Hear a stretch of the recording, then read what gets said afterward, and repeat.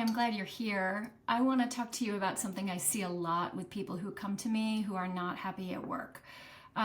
They start in this place. They feel bad about something. Maybe work used to be great and now it is no longer good. Maybe it has never really been good, but they were kind of head down and were sort of hoping it would get better. And they're realizing it may never get better. Or maybe there's something different about them, right? Suddenly they don't want what they used to want, and so something has changed.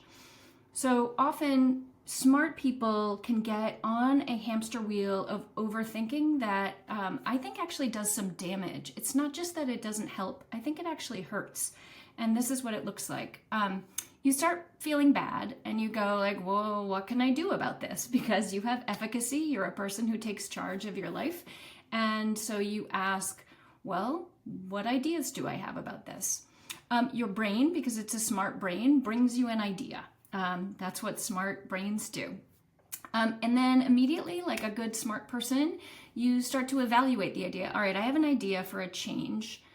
Is this a good idea or a bad idea? Should I get going on this or not? And because you're smart and you're strategic, you want to make sure you've thought an idea through before you go through it. But what happens is your great strategic analyzing brain can identify the risks and the challenges of doing this new thing. And of course, it's a new thing because it's not what you've been doing, because what you've been doing feels bad. So it's a departure. And that means going into an area that you don't know so much about and that you haven't been already confirmed and good at. That's risky and that's hard.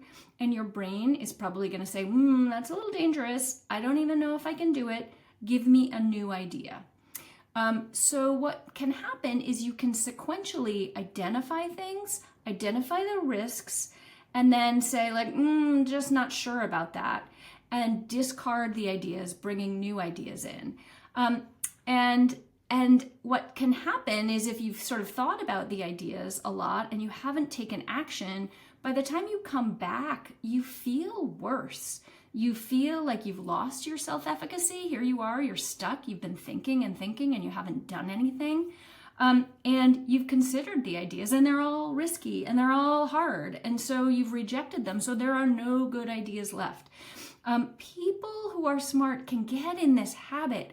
I want to say some of what I do is I help you look at all the ideas together and be thoughtful about addressing and recognizing the risks, and then identifying some ways you might be able to overcome those risks, and then making thoughtful, small, deliberate steps toward an exit strategy so you are not trapped and just thinking and not doing anything. That can be really destructive, and I don't want that for you. And it happens again and again, probably because of the characteristics of your brain that have made you very successful so far. They may be hampering your ability to get unstuck. And it's very fixable.